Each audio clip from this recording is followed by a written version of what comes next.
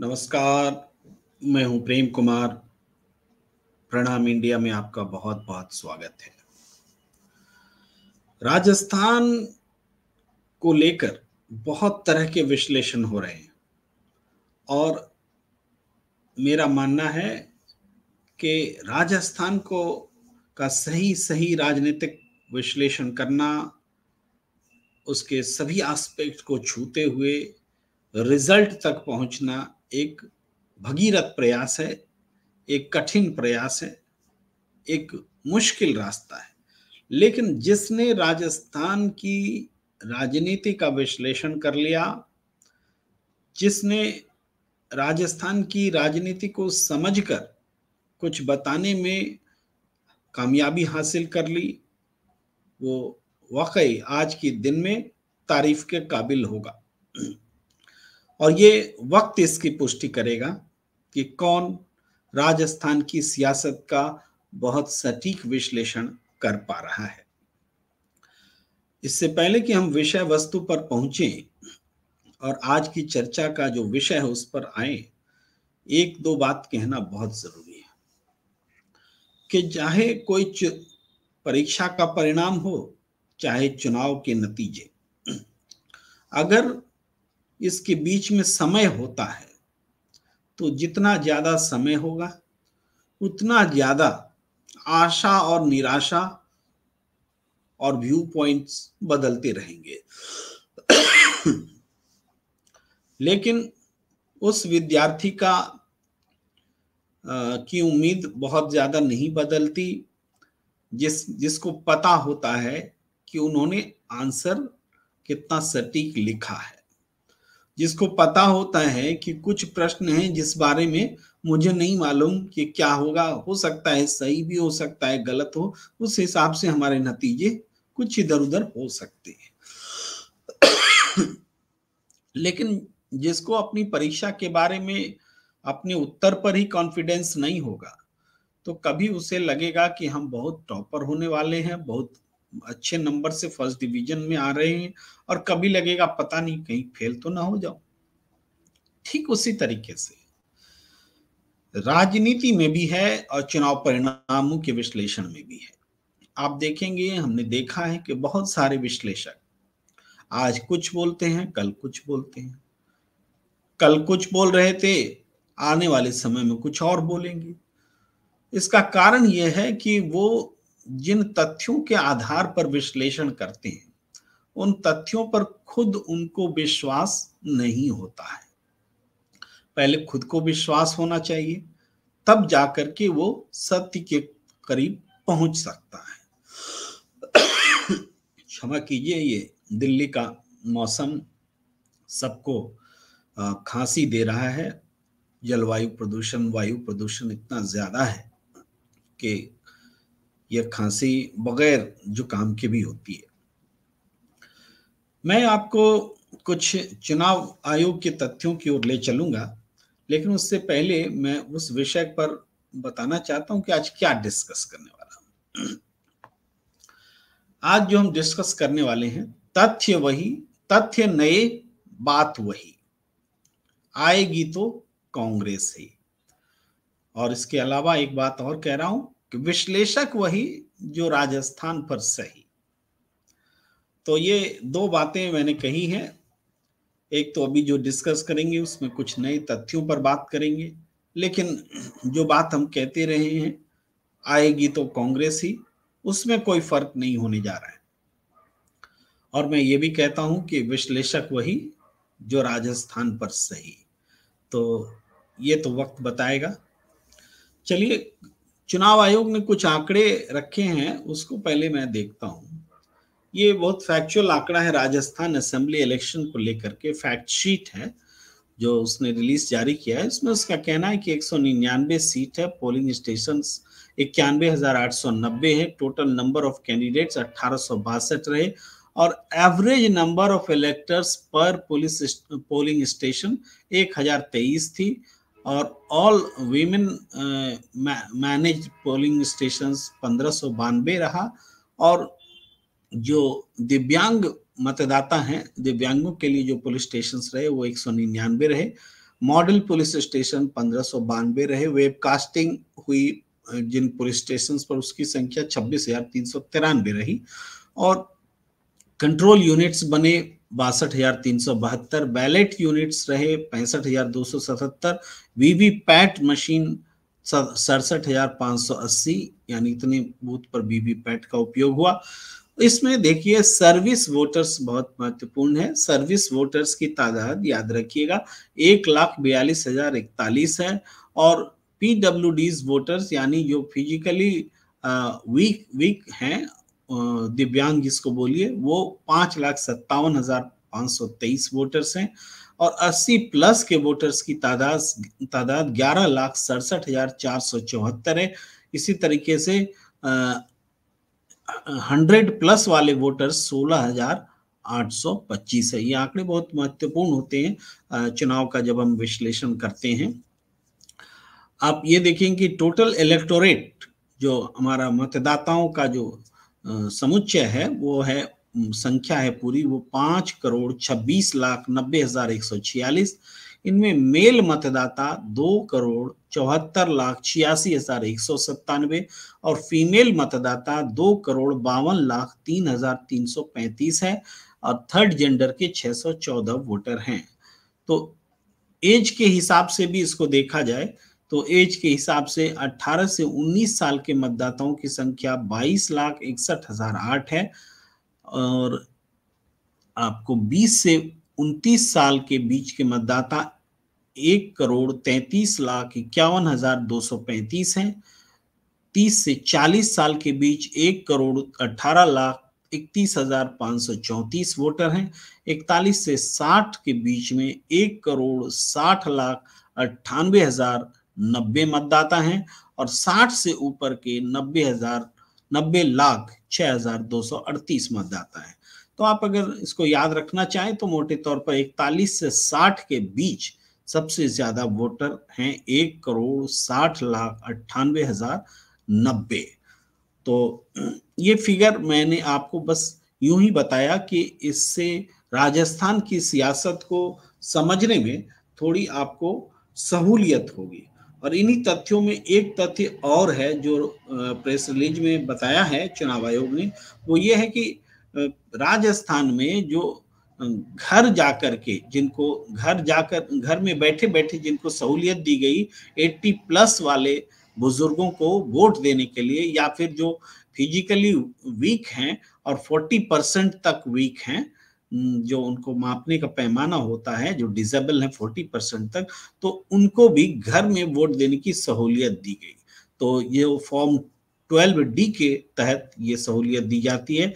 तो इसमें 50,730 senior citizens रहे और जो दिव्यांग वोटर रहे 11,798, जिन्होंने 12D भरा, जिन्होंने डिमांड की और जिन्होंने इस सुविधा को अवेल किया। इनमें से 61,000 सीनियर सिटीजन्स और पीडब्ल्यूडी वोटर्स ने वोट कास्ट किए हैं अपने घर से, यानी 99% लोगों ने वोट दिए हैं। 61,000 लोग जो 80 साल के से ज्यादा हैं या फिर दिव्यांग हैं, उन लोगों ने वोट दिए हैं।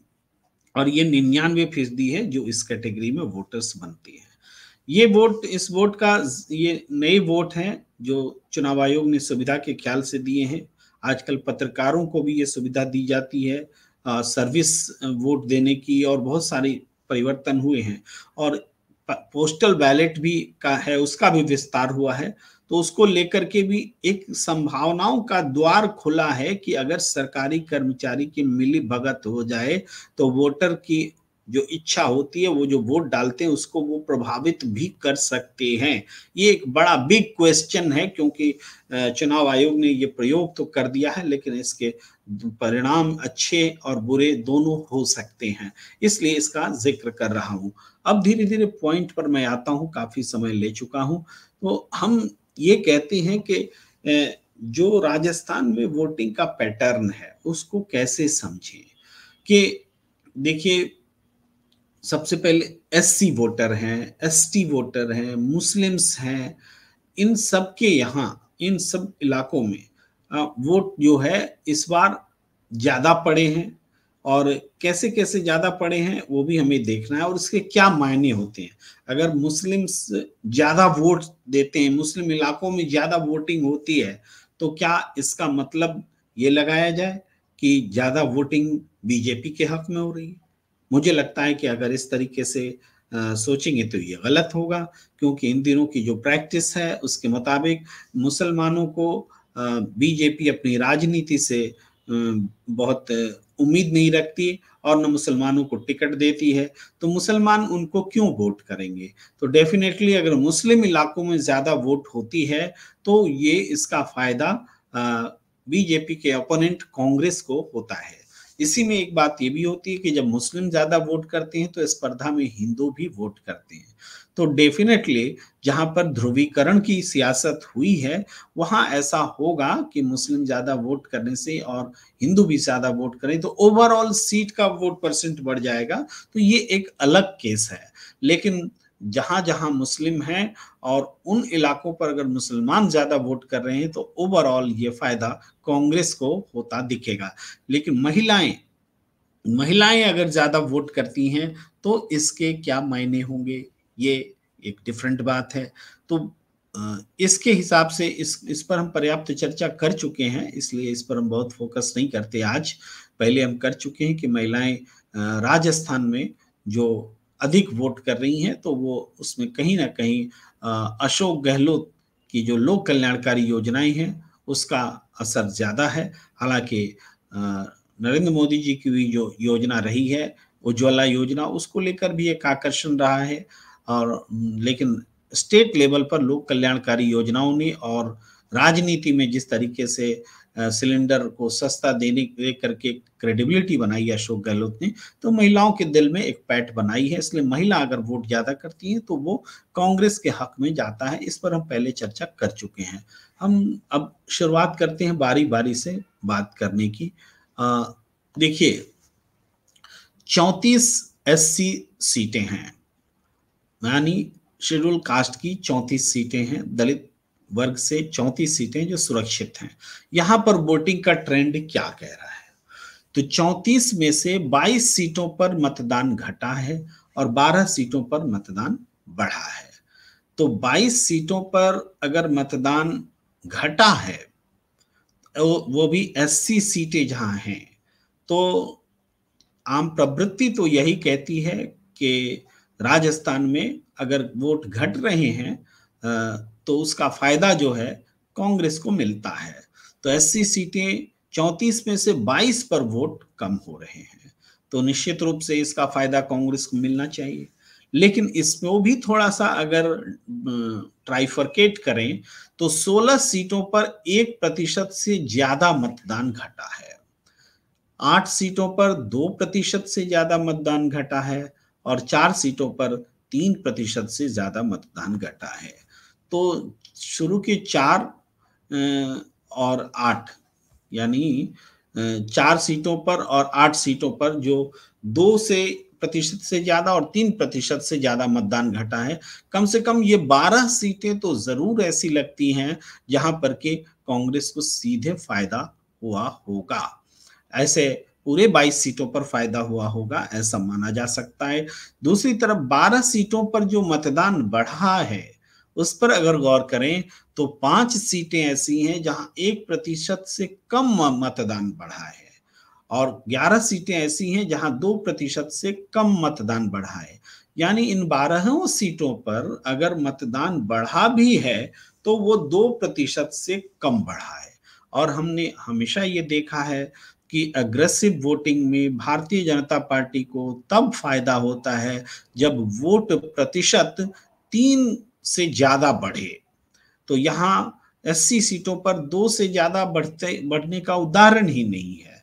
और 1% जो जिन सीटों पर बढ़ोतरी हुई है वो उसकी संख्या 5 है, और 11 सीटों पर जहां 2% से कम मतदान बढ़ा है, 5 सीटों पर 1% से कम और 11 सीटों पर 2% से कम। आप बोलेंगे 11 5 16 हो जाता है, ये गणित क्या है? दरअसल 11 सीटों पर जो 2% से कम मतदान बढ़ा है उसमें वो 5 सीटें भी शामिल हैं। इसलिए वो 11 है। इसके अलावा एक सीट है जहां पर के 2% से भी ज्यादा, बल्कि बहुत ज्यादा वो था, मुझे ध्यान आ रहा है 8-9% बढ़ा। वो सीट मैं नोट नहीं कर पाया हूं, ये तो जरूर बताता। तो कुल मिलाकर हम एससी सीटों पे के जो रुझान को देखते हैं, हम तो पूरे के पूरे सीटों पर, एससी की सभी सीटों पर, सभी 34 सीटों पर हम जो ट्रेंड देख रहे हैं, वो ट्रेंड एंटी बीजेपी का ट्रेंड देख रहे हैं। 80 सीटों की बात मैं कर रहा हूं। इसलिए कांग्रेस को के लिए इस बार जब नतीजे आएंगे तो बहुत चौंकाने वाले नतीजे हो सकते हैं कांग्रेस के पक्ष में, और 80 जो सीटें हैं वो जरूर कांग्रेस के लिए रिजल्ट देंगे। ये मैं आकलन कर रहा हूं और इसको नोट करके आप रखेंगे। इसी में थोड़ा और हम अगर चर्चा करें, बात करें कि 80 सीटों पर जो वोटिंग का ट्रेंड है, तो 80 सीटों में मतदान जहां गिरा है, जो मैं आपको कह रहा था कि एक सीट है जहां पर के उल्लेखनीय, ये बसेड़ी राइट साइड में जो सिंगल कॉलम है उसमें देखेंगे जहां वोटिंग बढ़ा, तो बसेड़ी जो है 8.99% वोट यहां बढ़ा है। तो ये निश्चित रूप से ये एक रिमार्केबल सीट है। यहाँ जो ट्रेंड के हिसाब से ये सीट बीजेपी के पास जानी चाहिए। तो इसको देखा जाएगा, इससे हम ट्रेंड को समझेंगे, अपने आप को तौलेंगे कि हमने कितना सटीक और सही विश्लेषण किया। तो आप देखेंगे ये 80 की सीटों पर ट्रेंड है। जहां मतदान गिरा है उन सीटों के भी नाम है: अजमेर दक्षिण, अलवर ग्रामीण, चौहट्टन, बयाना, कपासन, सुजानगढ़, सिकराय, गंगानगर, रायसिंह नगर, पीलीबंगा, बगरू, चाकसू, पिलानी, भोपालगढ़, बिलाड़ा, हिंडौन, रामगंज, मंडी, जायल, मेड़ता, धोद, रेवदर, निवाई, इन सीटों पर मतदान गिरा है। और आप प्रतिशत देख सकते हैं कहाँ कितना मतदान गिरा है।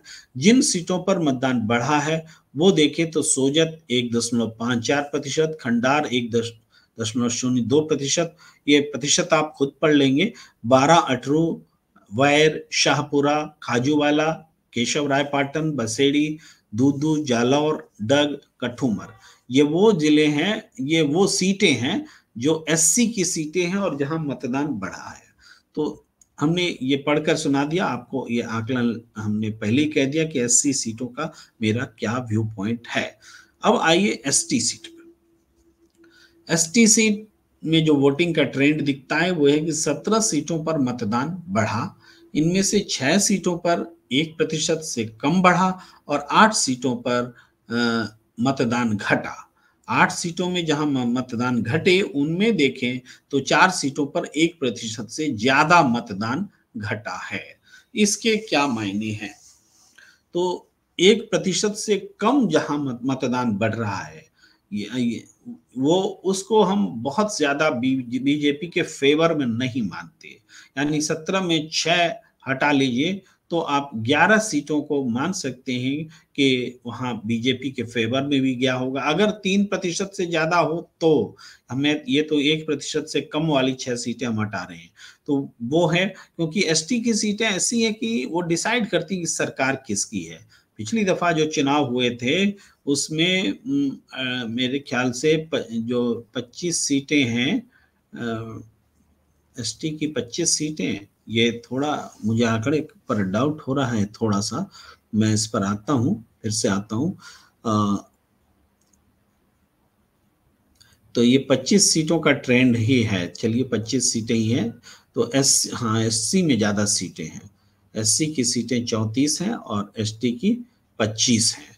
तो 25 सीटों में कांग्रेस को ज्यादातर सीटें मिली थी पिछली बार, और इस बार भी वो ट्रेंड दिखता है क्योंकि आदिवासियों के बीच में एग्रेसिव वोटिंग नहीं है। जो वोटिंग बढ़ा भी है बहुत कम बढ़ा है, और 8 सीटों पर तो वोटिंग घट गया है। और आदिवासियों के बीच में जो भारतीय जनता पार्टी है इन दिनों बहुत पॉपुलर नहीं रही है कई कारणों से। एक तो वो पेशाब वाली घटना मध्य प्रदेश में हुई, दूसरी मणिपुर में जो घटनाएं घटी उसमें भी आदिवासियों के लिए एक संदेश गया। तो और दूसरी बात है कि आदिवासी कोई नेता बीजेपी के पास बड़ा नहीं है। फिर लोकल भी आदिवासी स्तर पर आदिवासियों के संगठन है, वो भी गणित को गुणा गणित को इधर उधर करते हैं।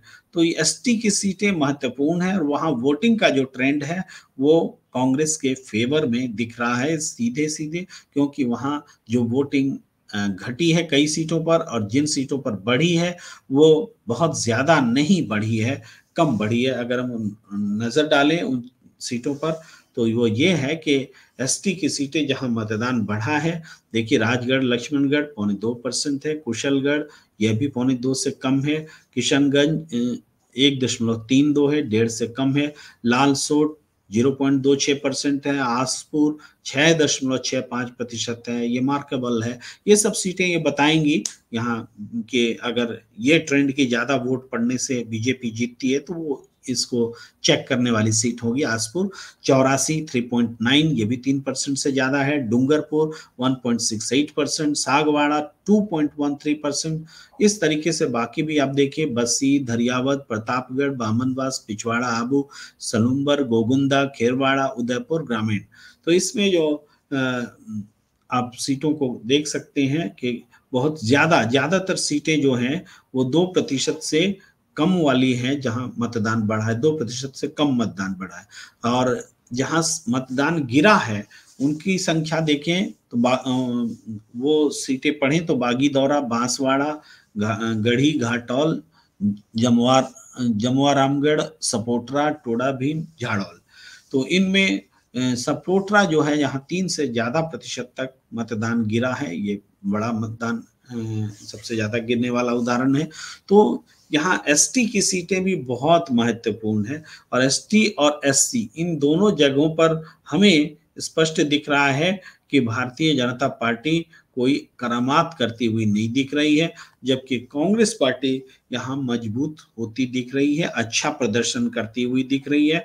और इसको हम उन चीजों से भी रिलेट करते हैं जो इलेक्शन कैंपेन हुआ है, उनसे भी हम रिलेट करें तो ये बातें साफ होती हैं। फिर मैं बात करूं कि नए जिले जो बने, 51 नए जिले बने हैं, उनमें से 29 सीटों पर वोटिंग बढ़ी है और 22 सीटों पर घटी है। तो उस हिसाब से 29 सीटों पर मोटे तौर पर वो परसेंटेज भी देखना पड़ता है कि क्या है, लेकिन ये लगभग इक्वल वाला मामला हो रहा है, कोई इससे बहुत ज्यादा कंक्लूसिव हुआ नहीं जा सकता। लेकिन फिर भी हम आपको चर्चा में ध्यान दिलाने के लिए दिला दें कि वो मुस्लिम बहुल ये तो मुस्लिम बहुल सीटें हैं, मैं उस पर भी आऊंगा, मुसलमानों पर भी बात होगी। लेकिन नए जिले में जो सीटें हैं उसका गुणा गणित से बहुत ज्यादा मतलब निकाला नहीं जा सकता, लेकिन कांग्रेस के अगेंस्ट में तो कतई मतलब नहीं निकलता है। तो इस तरीके से हम अब मुस्लिम वोटों पर आते हैं कि मुसलमान क्या करेंगे। मुसलमान वो जहां हैं वोटर्स ज्यादा हैं तो उसके प्रभाव का क्या होगा। तो मुस्लिम वोटों की बात करें तो आप देखेंगे कि ये जो कुछ एक मुस्लिम सीट्स हैं, मुस्लिम बहुल इलाकों वाली सीट हैं, तिजारा, हवा महल, किशनपोल, तारानगर, मांडल, आदर्श नगर, अजमेर उत्तर, डीडवाना, मालपुरा। इन मुस्लिम बहुल सीटों पर 5% वोटिंग बढ़ी है। ये बहुत बड़ी बात है। 5% अगर मुस्लिम वोट्स बढ़ रहे हैं तो इसका मतलब है कि मुसलमानों ने अग्रेसिव वोटिंग की है और ये चुनाव परिणाम को प्रभावित करेंगे, खासकर उन जगहों पर जहां मुस्लिम बहुल सीट है। तो और वो निर्णायक जहां होते हैं वहां ये प्रभावित करेगी। और वहां भी जहां पर कि सीधे तौर पर निर्णायक तो नहीं दिखते, लेकिन एक मुश्त वोट के रूप में अहमियत है मुसलमानों की, तो वो प्रत्याशियों और पार्टियों के बीच में, क्योंकि सीधे हिंदू और मुसलमान का चुनाव तो होता नहीं है, हिंदू वोट्स सबको मिलते हैं, मुस्लिम वोट्स भी सबको मिलते हैं, लेकिन मुस्लिम वोट्स बीजेपी के खिलाफ गोलबंद है, तो इसलिए जो बीजेपी विरोधी वोट है उसको फायदा होता है मुसलमान वोटों का। अब आप ये देखिए कि कुछ और आंकड़े कि 30 मुस्लिम बहुल सीटें हैं। 30 मुस्लिम बहुल सीटों में जो है जैसे महल, आदर्श नगर, सिविल लाइंस, टोंक, मकराना, डीडवाना, तारानगर, चूरू, नागौर, फतेहपुर, अजमेर उत्तर, मांडल, कामा, नसीराबाद, नगर, रामगढ़, कामा, पोखरण, जैसलमेर, शिव, तिजारा, सवाई माधोपुर, मालपुरा, पुष्कर, मसूदा, कोटा उत्तर, लाडपुरा, झुंझुनू। ये जो 30 मुस्लिम बहुल सीटें हैं, ये सरकार किसकी बनेगी, इसमें इन सीटों का बहुत बड़ा योगदान होगा। यह भले ही मुस्लिम सीट से संख्या में कम है जहां पर कि वो निर्णायक हैं, लेकिन जहां मुस्लिम बहुल इस रूप में है कि सीटों के निर्णय में भूमिका निभाते हैं, वो सीटें 30 पड़ती हैं, और ये 30 सीट मुसलमानों के रुझान को के हिसाब से जरूर प्रभावित करती हैं। और ये तो मैं दिखा चुका हूं। अब इसमें अगर हम बात करें बारी बारी से कि जैसे पोखरण की सीटें हैं। अब पोखरण में वो सीट है जहां पर इस बार 87.79% मतदान हुआ है। बहुत सबसे ज्यादा मतदान माना जा रहा है कि यही हुआ है। अब ये ऐसा नहीं है कि पिछले बार नहीं हुआ था, पिछली बार यहाँ 87.50 मतदान हुआ था, लेकिन फिर भी पिछली बार से भी 2.25% ज्यादा मतदान होना एक महत्वपूर्ण बात है। सबसे ज्यादा मतदान यही हुआ है पोखरण में, तो जैसलमेर में पड़ता है, जैसलमेर की जिले में। तो इसमें यहाँ देखिए साले मोहम्मद और भाजपा से संत प्रताप चुनाव मैदान में है। मुकाबला भी इनके बीच है, लेकिन यहाँ मुसलमान हैं, राजपूत हैं और एससी वोटर हैं, इंपॉर्टेंट भूमिका निभाते हैं। अब यहाँ जो एससी वोटर है ना, वो निर्णायक हो जाते हैं। मुस्लिम वोट्स के साथ अगर एससी वोटर का क्लब होता है, 100% नहीं कह रहा हूं, लेकिन जितना अगर मोटा चंक जिसके पास चला गया तो वहां उसकी जीत होनी निश्चित हो जाती है। तो इस बार जो अभी हमने एससी वोटर्स का जो विश्लेषण किया, उसमें ये दिख रहा है कि एससी वोटर्स का ट्रेंड जो है कांग्रेस के साथ है। तो वो अगर यहाँ मुस्लिम और एससी दोनों मिल जाते हैं तो पोखरण जैसी सीटें बीजेपी के लिए जीतना मुश्किल हो जाता है। ये बात आप समझ लीजिए। तो इसलिए ये इस तरह की सीटें मुस्लिम बहुल और जहां एससी हैं, वो लगभग क्लियर हो जाती हैं कि कांग्रेस ही जीत कर आएगी। मालपुरा में देखिए, मालपुरा में टोंक में पड़ता है और यहाँ हमेशा सांप्रदायिक तनाव रहता है। यहाँ पोलराइजेशन और रिवर्स पोलराइजेशन दोनों होता है। यही कारण है कि यहाँ कांग्रेस जीत नहीं पाती है। 6 चुनाव लगातार हारी है। 2018 में 72.36% मतदान हुआ था और इस बार 76.17% हुआ है, यानी 4% ज्यादा हुआ है। जब 4% ज्यादा मतदान होने लगते हैं तो ये समझना मुश्किल हो जाता है कि फायदा कितना हो रहा है और क्या वो परिणाम को प्रभावित करेगा।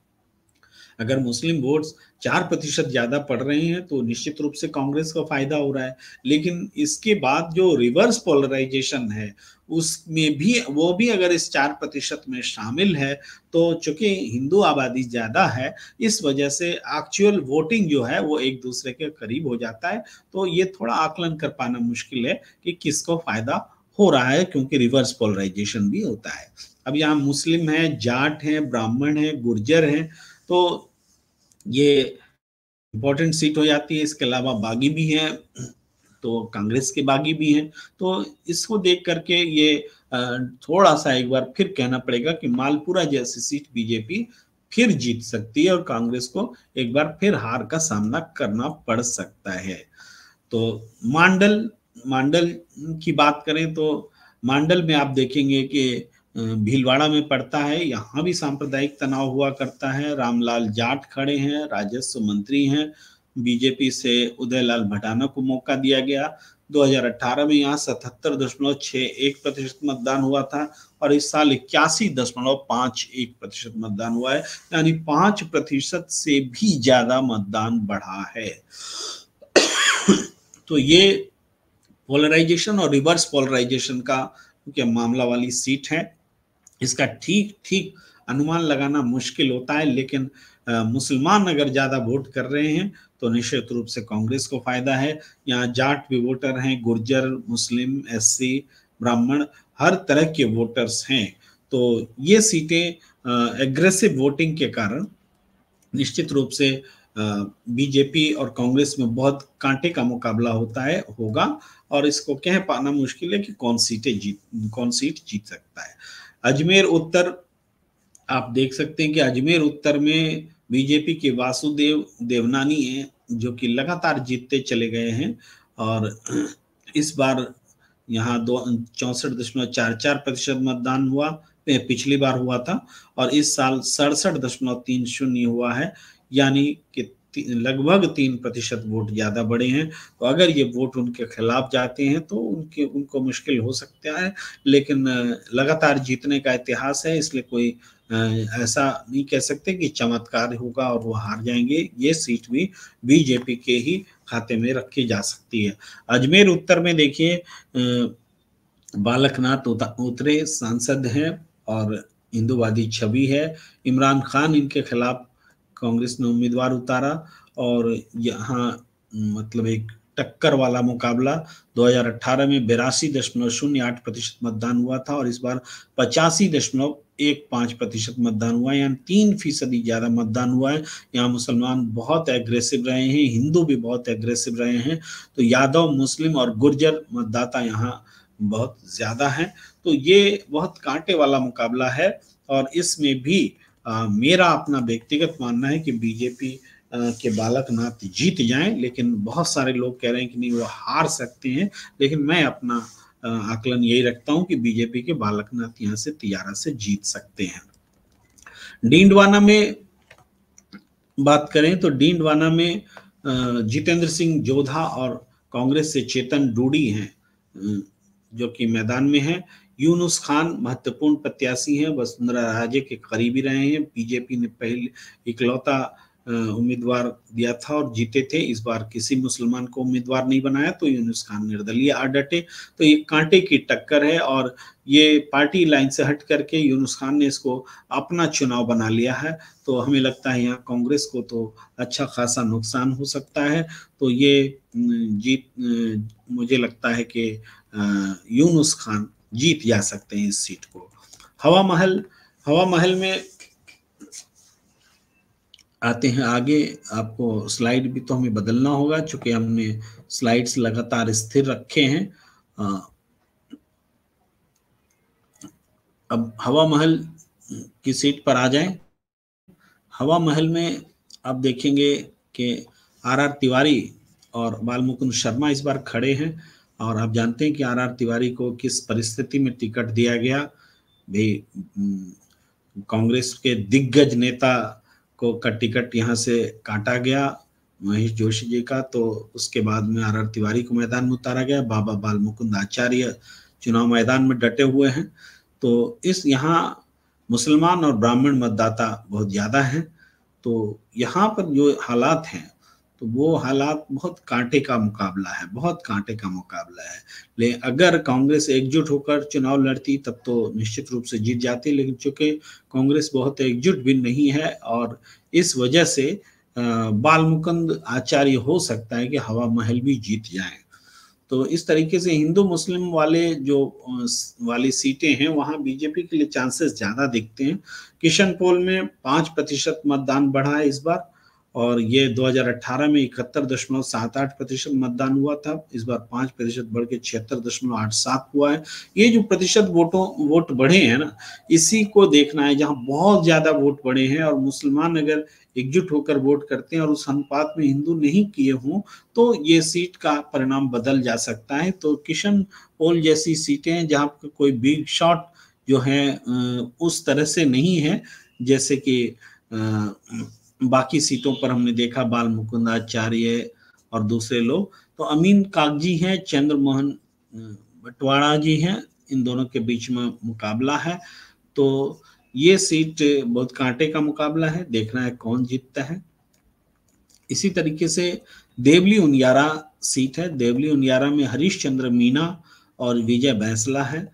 आप जानते हैं कि विजय बैंसला एक कद्दावर नेता है, शानदार अतीत रहा है, और ये गुर्जर, मीणा, एससी और मुस्लिम वोटर्स यहाँ बहुत ज़्यादा हैं। 2018 में 67.57% वोट हुआ था और इस बार 73.33% वोट हुआ है। खासा वोटिंग बढ़ी है, तो इसमें कांग्रेस यहाँ उम्मीद कर सकती थी, कर सकती है, लेकिन बड़ा कड़ा मुकाबला है और इस मुकाबले में भी ये कहना वो 5% वोटिंग ही एनालाइज करेगा, तय करेगा कि किस कौन जीत सकता है, लेकिन यहाँ फिर भी कांग्रेस के जीतने के चांसेस बहुत स्ट्रांग हैं। गंगापुर में बात करें, गंगापुर में मान सिंह गुर्जर और रामकेश मीणा हैं, इनके बीच में मुकाबला है। पिछले बार 67.57% मतदान हुआ था और इस बार 73.33% मतदान हुआ है, तो यहाँ भी लगभग 5.5% मतदान बढ़ा है। तो बीजेपी से मान सिंह गुर्जर, कांग्रेस से रामकेश मीणा है और बीएसपी से रंगलाल मीणा है। अगर मीणा वोट बढ़ता है तो निश्चित रूप से बीजेपी को फायदा होगा। गुर्जर उम्मीदवार हैं तो खास करके बीजेपी को फायदा होना है, लेकिन हिंदू मुस्लिम जो राजनीति है वो यहाँ भी असर करेगी। 6% से ज्यादा मतदान होने का मतलब है कि ये सीट जो है बहुत कांटे वाली सीट बन जाती है। तो इस तरीके से हमने कुछ सीटों को एनालाइज किया है, तो वो सीटें जहां ध्रुवीकरण हो रही हैं, तो ध्रुवीकरण वाली सीटों में बीजेपी के जीतने के आसार ज्यादा दिख रहे हैं। ये हमें लगता है उन चंद सीटों को छोड़कर जहां एग्रेसिव वोटिंग हुई है, क्योंकि उस एग्रेसिव वोटिंग को पढ़ा जाना मुश्किल हो रहा है कि एग्रेसिव वोटिंग सिर्फ मुसलमानों की ओर से हुई है कि हिंदुओं की ओर से भी हुई है। ये बात जब तक सेटल नहीं होती तब तक कहना मुश्किल होता है। तो हम इस तरीके से चर्चा थोड़ी लंबी जरूर खींच गई है, सीटवार चली गई है, लेकिन हमें लगता है कि राजस्थान में जिस तरीके से वोटिंग पैटर्न धीरे धीरे सामने आते चले गए हैं, तो जिस बात को हम पहले दिन से नोटिस कर रहे थे, मुद्दों के आधार पर नोटिस कर रहे थे, वोटिंग ट्रेंड के आधार पर नोटिस कर रहे थे, वो बात लगातार पुष्ट होती चली गई है। और एससी वोटों का आप विश्लेषण कर लें, एसटी वोटों का विश्लेषण कर लें, महिलाओं के वोटों का विश्लेषण कर लें, तो हमें साफ तौर पर नजर आ रहा है कि कांग्रेस जो है स्ट्रांगली और बहुत मजबूती के साथ चुनाव में परफॉर्म करने वाली है। जातीय आधार पर भी देखें तो ऐसा कोई वर्टिकल डिवीजन नहीं है। अगर किसी जाति का वो उम्मीदवार है तो वो चाहे जिस किसी पार्टी से हो, उस जाति के लोग वहां पर गोलबंद हो ही जाते हैं और बाकी फैक्टर्स जो है उसकी जीत हार का फैसला करते हैं। ये इस बार का ट्रेंड दिख रहा है। इसलिए ऐसा नहीं कह सकते कि गुर्जर कांग्रेस के खिलाफ हैं, ऐसा नहीं कह सकते कि जाट बीजेपी के साथ हैं, ऐसा कोई कंक्लूजन नहीं निकाला जा सकता। लेकिन हाँ, एक मुश्त गुर्जर या जाट या कोई भी जाति किसी के साथ दिख नहीं रही है। तो ये हमारा चुनाव का विश्लेषण यही है और अब बार बार हमें लगता है और विश्लेषण करने की आवश्यकता नहीं है।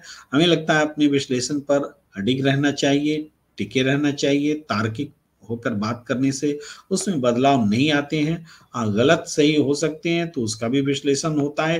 फिर भी मुझे यकीन है कि ये चुनाव नतीजे राजस्थान में कांग्रेस के फेवर में जाएंगे और कांग्रेस जीत कर आ रही है। इस बात को मैं दोहराता हूं और आप सबसे अपील करता हूं कि अगर आपने हमारा चैनल सब्सक्राइब नहीं किया है तो सब्सक्राइब कीजिए, शेयर कीजिए, ताकि हमारे आपके बीच बातचीत की निरंतरता आगे भी बनी रहे, मजबूती से बनी रहे। धन्यवाद, नमस्कार।